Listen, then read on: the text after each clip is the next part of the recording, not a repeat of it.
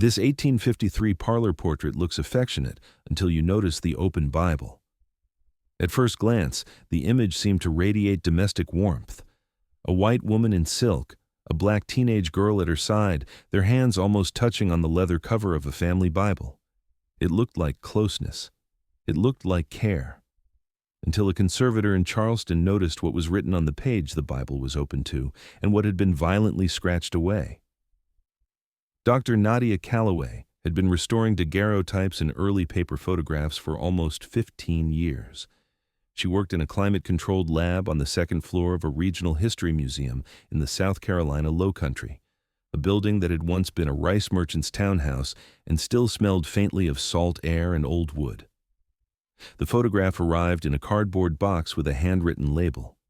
Parlor scene, unknown family, CEO 1850s, donated from Edgefield County Estate. It was one of 37 items from a single attic, and Nadia expected it to be routine. The image was an ambrotype, a photograph made on glass and backed with dark velvet to create contrast. The woman in the frame wore a black taffeta dress with a high collar and a cameo brooch. Her hair was parted severely in the center and pulled back. She was perhaps 40 years old, thin-lipped, composed. Beside her stood a girl of maybe 13 or 14, dressed in a plain gray cotton dress with a white apron. Her hands were folded in front of her. Her expression was difficult to read. Not smiling, not frowning, something closer to waiting. Between them, on a small table covered in dark cloth, sat the Bible. It was open, and the text was legible even after more than a century and a half. Nadia adjusted the magnifier over the glass plate and leaned in. The page was a genealogy record, the kind families used to inscribe births, marriages, and deaths. She could see columns of names written in faded iron gall ink. And then she saw something else. Near the bottom of the visible page, a name had been written in a different hand, smaller and more hesitant. It read, Juno, and directly through it, a series of harsh ink strokes had been drawn, scratching the name into near illegibility. Someone had not simply crossed it out, they had tried to erase it from the record entirely. Nadia sat back in her chair. The air in the lab felt suddenly close. She had seen thousands of photographs from this era, images of planters and their families posed in parlors, on porches, beside horses and hounds. She had seen enslaved people in the margins of those images, standing behind chairs or holding parasols, or simply present, unnamed and unexplained. But she had never seen anything quite like this. A name written in a family Bible, then violently erased, while the girl it likely belonged to stood inches away. This was not just a pretty old photo. Something here was very wrong. Nadia had come to this work through a winding path. She grew up in Philadelphia, studied art history at a small liberal arts college in Massachusetts, and spent her 20s working in a commercial photo archive in New York, cataloging corporate collections and estate donations. It was steady work, but rarely surprising. Then, a fellowship brought her south to a museum that specialized in the material culture of the antebellum and Reconstruction periods. She had been there ever since, slowly building expertise in the visual record of a region that had photographed its wealth obsessively while leaving the people who created that wealth almost entirely undocumented. Most of the images she handled were predictable. Portraits of planters and their wives, stiff and formal, designed to project prosperity and respectability. Children in christening gowns, men with hunting rifles, women with embroidery hoops. The enslaved people in these photographs, when they appeared at all, were usually positioned as props or scenery. A black woman holding a white infant, a black man standing beside a horse his owner had just purchased. Their faces were rarely in focus. Their names were almost never recorded. But this photograph was different. The girl was not in the background. She was central to the composition, standing beside the white woman as if they were equals, or at least as if someone wanted viewers to believe they were. And the Bible between them was not closed and decorative. It was open to a specific page, a page that recorded family. Someone had staged this image very deliberately, and someone else, perhaps the same person, had tried to undo what was written there. Nadia removed the ambrotype from its case with cotton-gloved hands and turned it over.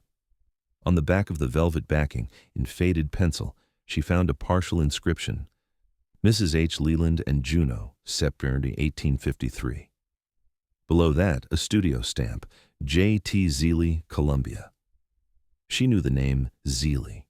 Joseph T. Zeely was a daguerreotypist who had operated in Columbia, South Carolina in the 1850s.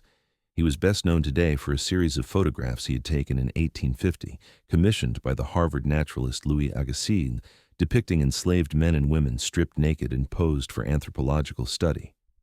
Those images had become infamous, cited in histories of scientific racism and the exploitation of black bodies for white intellectual projects. But Zeely had also done ordinary commercial work, portraits of planters and merchants and their families. This photograph was part of that other body of work, or so it seemed. Nadia began to search. The name Leland was common enough in antebellum South Carolina. She found several families with that surname in the census records, scattered across the Midlands and the Low Country. But Mrs. H. Leland was harder to pin down. She cross-referenced the date and location with city directories, church records, and estate inventories. After several days, she found a match. Harriet Leland, widow of Thomas Leland, a cotton planter who had died in 1851 and left behind a modest estate in Edgefield County. The estate included 112 acres of land, a frame house, assorted livestock, and 19 enslaved people. Among those 19, listed in the inventory filed with the probate court, was a girl named Juno, age 12, valued at $400. Nadia contacted a colleague at a university archive in Columbia, a historian named Dr. Marcus Tate, who specialized in slavery and emancipation in the Carolina upcountry. She sent him scans of the photograph in the estate inventory. His reply came 2 days later, cautious but intrigued. He noted that the positioning of the girl in the photograph was unusual for the period. Enslaved people in formal portraits were almost always shown in subordinate postures, standing behind or below their owners, often at the edge of the frame. But Juno was beside Mrs. Leland, nearly at the same height, her hands visible and unoccupied. And the open Bible was a deliberate choice. Bibles were symbols of family continuity, moral authority, and legitimacy. To include an enslaved girl in a photograph with an open family Bible was to imply, at least visually, that she belonged to that family in some meaningful way. But the scratched-out name told a different story. Someone had decided that Juno did not belong in that record after all. Dr. Tate suggested that Nadia look into the history of the Bible itself. Family Bibles were often passed down through generations, and the genealogy pages could reveal patterns of inheritance, marriage, and sometimes more troubling relationships. If the Bible had survived, it might still be in a private collection or a church archive somewhere in the region. Nadia returned to the donation records. The box of materials from the Edgefield County estate had come from a law firm handling the dissolution of a family trust. The firm had kept minimal documentation, but there was a contact name, a great-great-granddaughter of the Leland family now living in Atlanta. Nadia wrote her a careful letter, explaining her interest in the photograph and asking whether any family papers or heirlooms had survived. The response came 3 weeks later, handwritten on cream-colored stationery. The woman, whose name was Caroline Marsh, wrote that she had inherited several boxes of old documents from her grandmother, but had never gone through them carefully. She was not sure whether a Bible was among them. She invited Nadia to visit if she wished to examine the materials in person. Nadia drove to Atlanta on a gray morning in late October. Caroline Marsh lived in a Tudor-style house in a quiet suburb, surrounded by azaleas and magnolias. She was in her 70s, thin and polite, with the careful manners of a woman raised to be gracious to strangers. She led Nadia to a guest room that had been converted into a storage space, where cardboard boxes and plastic bins were stacked against the walls. The Bible was in the third box Nadia opened. It was large, bound in cracked brown leather with gilt edges and a brass clasp. The cover was embossed with the name Leland in faded gold letters. Nadia lifted it carefully and set it on a table by the window. She opened it to the genealogy pages.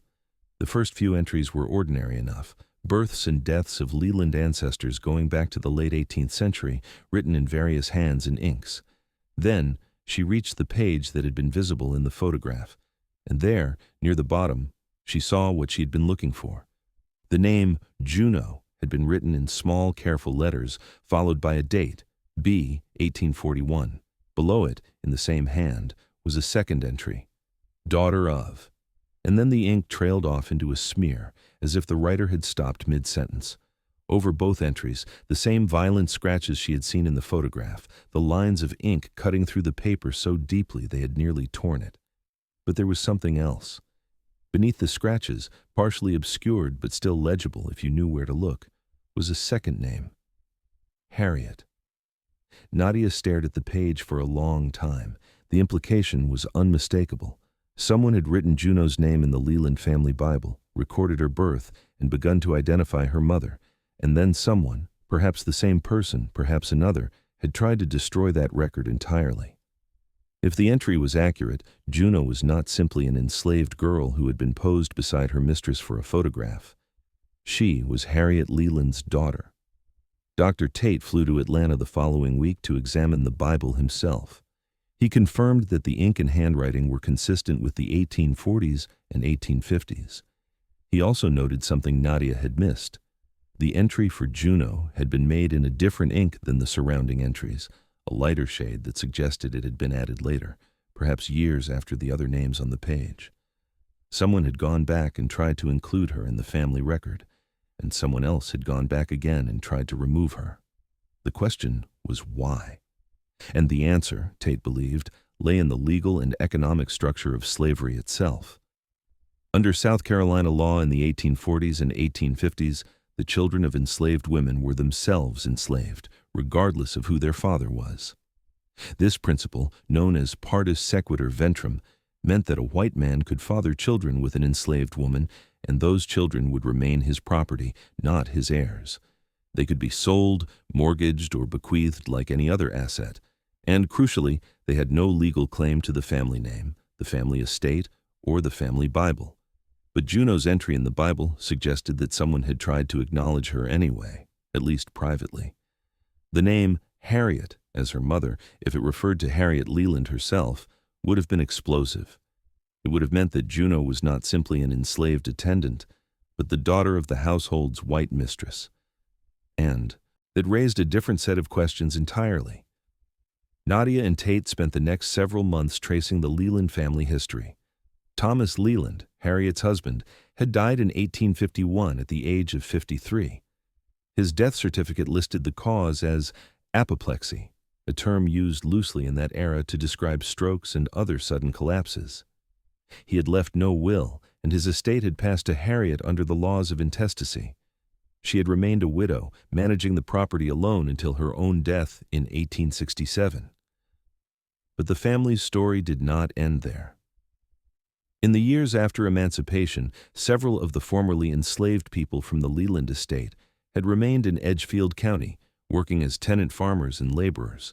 Their descendants had formed a small community that persisted into the 20th century, and some of their oral histories had been collected in the 1930s as part of the Federal Writers Project. Tate located one of those interviews in an archive at the University of South Carolina. It was a transcript of a conversation with an elderly woman named Martha Simmons, who had been born in 1859 and remembered the Leland household from her childhood. Her mother had been enslaved there, and Martha had a story to tell about a girl named Juno. According to Martha, Juno had been what the white families called a companion. She was assigned to follow Mrs. Leland everywhere, to sit with her in the parlor, to sleep at the foot of her bed, to attend her at church and at social gatherings. She was dressed better than the other enslaved children and given small privileges like shoes and a Sunday dress, but she was also watched more closely than anyone else on the property. She was never allowed to leave the house alone. She was never allowed to speak to the other enslaved people without permission, and when she turned 15, she was sold. Martha did not know where Juno had been sent. She only knew that one day Juno was there, and the next day she was gone, and no one was allowed to speak her name again. The sale records confirmed it. In the spring of 1856, 3 years after the photograph was taken, Harriet Leland had sold an enslaved girl named Juno, age 15, to a trader in Augusta, Georgia. The bill of sale described her as a house servant, well-trained, of good disposition. The price was $600, a significant sum for a single domestic worker. Nadia searched for traces of Juno after the sale. She found nothing. No record of her in Augusta, no mention in later census rolls, no name in Friedman's records after the war. She had been erased, just as her name had been erased from the Bible. But the photograph remained, and the scratched entry remained. And the question of why Harriet Leland had posed with this girl, had opened the family Bible to the genealogy page, had allowed her name to be written there, and then had sold her away and tried to destroy every trace of her connection to the family, remained unanswered. Dr. Martinons had a theory. He believed that Juno was not Harriet's biological daughter, but was likely the daughter of Thomas Leland and an enslaved woman on the property. This was a common enough arrangement in the antebellum South, where white men routinely fathered children with enslaved women, and those children were raised alongside, but legally beneath, the white family. Harriet might have known about Juno's parentage from the beginning. She might have kept the girl close as a way of controlling the narrative, presenting her to the world as a beloved servant rather than a shameful secret. The photograph, with its careful staging and its open Bible, might have been an attempt to project an image of Christian benevolence and domestic harmony, the kind of image that respectable Southern families cultivated to justify the system that enriched them. But something had changed. Perhaps Juno had grown old enough to resemble her father. Perhaps she had become a reminder that Harriet could no longer tolerate. Perhaps there had been a confrontation, a scandal, a threat to the family's reputation. Whatever the cause, Harriet had decided that Juno had to go. And she had tried to erase her from the record entirely.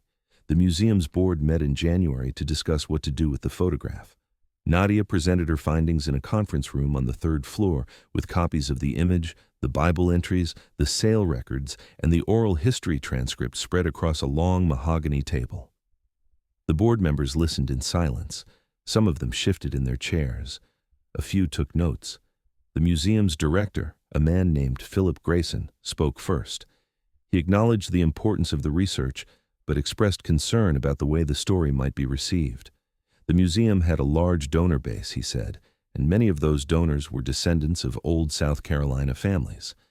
An exhibition that focused too heavily on the hypocrisy and cruelty of those families might alienate supporters and damage the institution's funding. He suggested a more balanced approach, one that emphasized the complexity of the period without making accusations about specific individuals. Nadia pushed back. She pointed out that the photograph had already been used for a sanitized narrative. It had been displayed in the museum's permanent collection for years, labeled simply as Portrait of a Planter's Wife and Servant, Seer 1853. Visitors had walked past it without knowing what they were looking at. The image had been presented as evidence of closeness and care, when in fact it was evidence of something far darker. To continue telling that story, knowing what they now knew, would be a form of complicity. Dr. Tate, who had joined the meeting by video call, added that the museum had an obligation to center the experiences of the people who had been exploited, not the reputations of the people who had exploited them. Juno had been erased once by the family that owned her. She should not be erased again by the institution that held her image. The debate continued for over an hour. Several board members expressed sympathy with Nadia's position, but worried about the practical consequences. One suggested that the museum could acknowledge the new research in a small label change without mounting a full exhibition. Another proposed commissioning an outside historian to provide a second opinion on the interpretation. In the end, the board voted to proceed with a limited exhibition, one that would present the photograph alongside the new research, but would frame the story as one possible interpretation rather than a definitive account. Nadia accepted the compromise, though she knew it was not enough. The exhibition opened in the spring. It occupied a single gallery on the museum's 2nd floor, with the ambrotype displayed in a climate-controlled case at the center of the room. Around it, panels of text and reproduction documents told the story of Juno, of Harriet Leland, of the photograph and the Bible and the sale. A section near the end quoted from Martha Simmons's oral history, her words printed in large type against a dark background. Juno was like a shadow to the mistress. She went everywhere the mistress went, but she wasn't family. She was property, and when the mistress didn't want her shadow no more, she sold her off like a mule. The exhibition drew modest crowds at first, then larger ones as word spread. A local newspaper ran a feature story. A national magazine picked it up. Scholars began citing the photograph in articles about visual culture and the erasure of enslaved people's identities. And descendants of the enslaved community in Edgefield County, some of whom had never known the story, came to see the image for themselves. One of them, a woman named Delia Harper, stood in front of the photograph for nearly 20 minutes.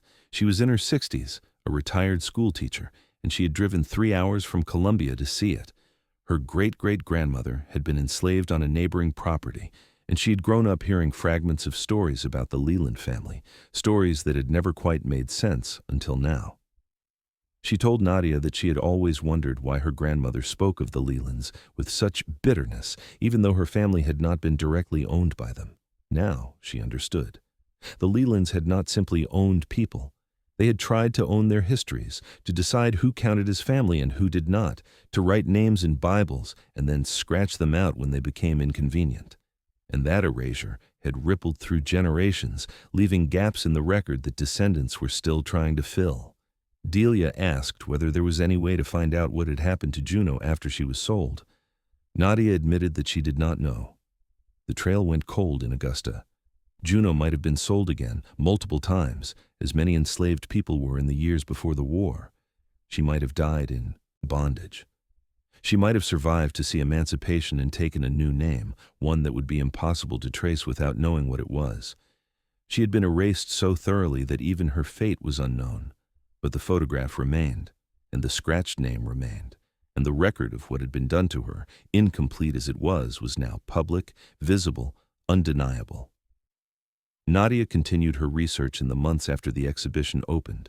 She found other photographs from the same period, other images of white women posed with black children or teenagers in domestic settings. Some of them were labeled nurse and child or mistress and maid. Others had no labels at all. In almost every case, the black figure was unnamed, their identity reduced to a role or a function. But in a few of those images, if you looked closely, you could see the same kinds of hidden details, hands positioned strangely, objects that did not belong, expressions that did not match the apparent mood of the scene. One photograph, taken in Virginia in 1858, showed a white girl of about 10 holding a doll, while a black girl of the same age stood behind her, hands clasped. The white girl was smiling. The black girl was not. And in the corner of the frame, barely visible, was a small iron ring attached to the wall, the kind used to secure chains. Another photograph from a Louisiana sugar plantation showed a white family seated on a porch, surrounded by what appeared to be their household staff. The enslaved people were arranged in a neat row, faces blank, bodies still. But one young woman, standing at the far left, had her hand pressed against her stomach in a way that seemed deliberate. She was pregnant, and the man seated in the center of the white family, the patriarch, was looking directly at her. These images had been preserved for generations, passed down through families and donated to archives and displayed in museums. They had been read as evidence of prosperity, of domestic order, of the supposed benevolence of the slave-holding class. But they were also evidence of something else. They were evidence of violence, of exploitation, of lives lived under absolute control. And the details that revealed that violence were often hiding in plain sight, waiting for someone to notice them. Nadia thought often about Juno. She thought about the girl standing in that parlor in 1853, dressed in her plain gray dress, her hands folded, her expression unreadable. She thought about the Bible on the table between her and the woman who might have been her stepmother, or her owner, or both. She thought about the name written in that Bible and the name scratched out. She thought about the silence that had followed, the decades of forgetting, the comfortable story that had been told in place of the truth. And she thought about what it meant to look at an old photograph and see not what the photographer intended, but what the photograph accidentally preserved. The details that slipped through. The evidence that survived despite every effort to destroy it. Juno had been erased from the family Bible. She had been erased from the family memory. She had been erased from the historical record, sold away and lost to time. But she had not been erased from the photograph. Her face was still there, her body was still there, her presence was still undeniable, and the scratched name in the Bible, far from erasing her, had become the proof of what had been done to her. The very act of destruction had preserved the evidence of itself. That was the paradox of these images. They were made to tell one story, a story of order and respectability and Christian virtue. But they could not help telling another story at the same time, a story of power and control and the desperate effort to maintain both. And the details that revealed that second story were often the ones that the image makers had tried hardest to hide. Somewhere in every old photograph there's a hand that does not quite belong, an object that should not be there, a face that refuses to perform the role it was assigned. And somewhere in the silences and the scratched-out names and the missing records, there are people who were never meant to be remembered, whose existence was supposed to be erased the moment they were no longer useful. But the photographs remain, and the scratches remain. And the questions they raise are not questions about the past alone. They are questions about who gets to be remembered, and who gets to be forgotten, and who gets to decide. Juno never got to tell her own story. She never got to write her own name in a Bible, or pose for a photograph of her own choosing, or leave behind a record of who she was and what she wanted and what she believed. But she is visible now, more visible than she was ever meant to be. And every person who looks at that photograph and asks who she was and what happened to her and why her name was scratched out is doing something that the people who owned her never wanted done. They are refusing to let her be erased.